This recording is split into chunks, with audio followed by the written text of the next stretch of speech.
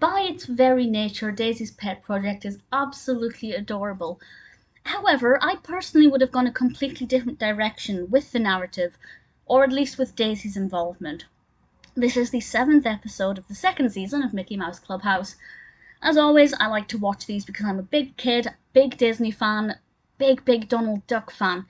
But I also like to see how educational these are, and for the most part, Mickey Mouse Clubhouse is very educational and very beneficial to particularly young viewers. There are, as is the case with this one, there are opportunities for learning counting, learning the names of animals, of course. And this episode, as soon as I heard what it was about, I knew it was going to be cute. They are having a pet parade. They're all gathering their pets and, well, they're going to parade them. But Daisy doesn't have a pet. And she would like a pet. So the majority of the episode is all of the gang finding pets for Daisy.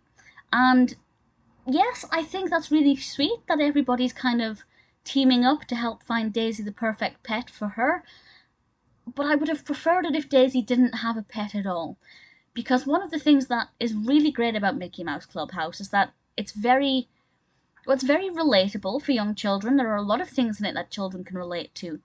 And there are a lot of children who don't have pets, either because they're not allowed a pet, or, you know, they want a pet but their parents are allergic, and they just don't want a goldfish.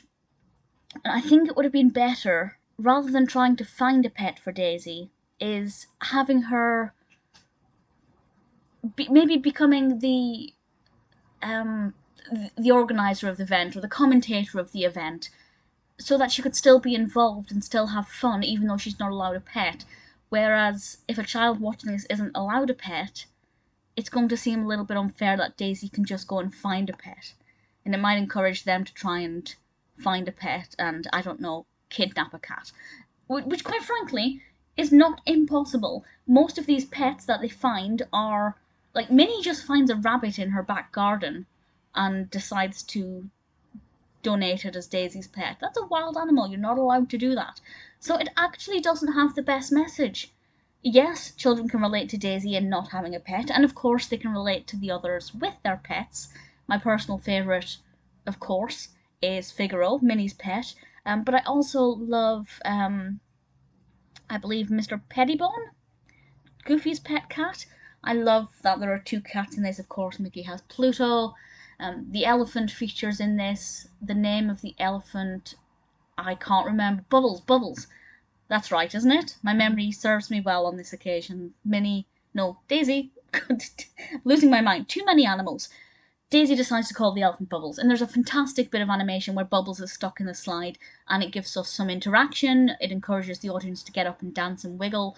And there's a fun song about wiggling and giggling, and, you know, the episode in general is really good. It's got a really positive energy. But I do just think that they should have gone a different direction with Daisy and made people who don't have pets feel like that's okay. And it's okay to not have a pet. And you shouldn't just go and get a wild rabbit or an elephant as your pet. Maybe they could have looked at using stuffed toys, or like a remote control pet for Daisy. There are things they could have done that would have been more beneficial, but generally speaking, it's a very cute episode, very interactive, great opportunities for learning.